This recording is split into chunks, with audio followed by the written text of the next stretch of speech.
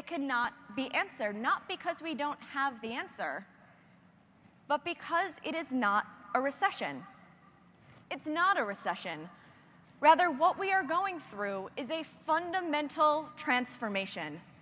It is a fundamental restructuring of the global economic landscape on a scale that we have not seen for decades. We asked ourselves three very fundamental questions. The first question is, where is disposable income going? The second question is, where are jobs being created? And the third question is, what is the MO, the modus operandi? What is driving this new economy? And we determined that there are 9 growth areas of this new economy. And they are all about altered dimensionality, and that dimension is space. But everything is just getting faster and faster. And we need to know how to value time. If you think of what a luxury is, and I go back to the economic equation that I laid out, time is the new luxury proposition. And again, knowing how to leverage this is going to be critical. But we are learning so much more now through neuroimaging, through brain research, about what makes us tick, what makes us who we are. This is giving rise to something called neuroeconomics, and we're going to be hearing a lot more about neuroeconomics in the coming years. This is the study of really how things resonate in our brains.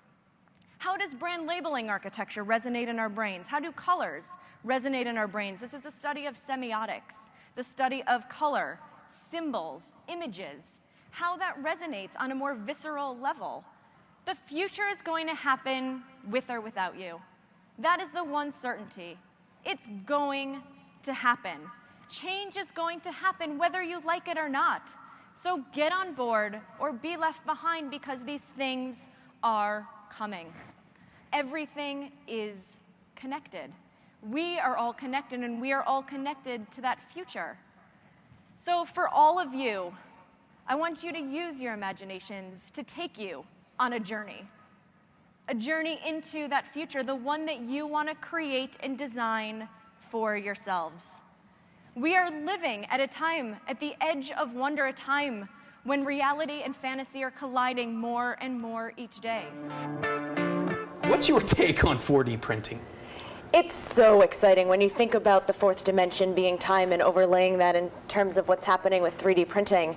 I think one of the most exciting areas for me is when you marry it with some of the things that you were talking about, Piers, in the health space. If we have the ability to 3D print smart nanobots that can be directly put into the body and have the ability to self-replicate on their own, this could undoubtedly usher in an entirely new era of smart pharmacology, personalized medicine.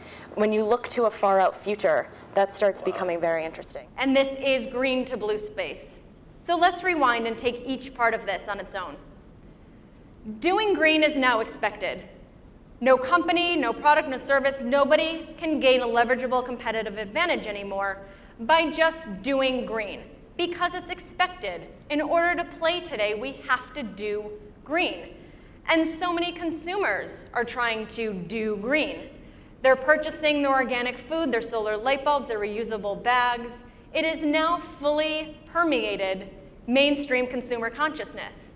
So no company can gain that competitive advantage. They have to migrate up. As I said, in terms of the evolution of economies, they have to migrate up to the next value proposition.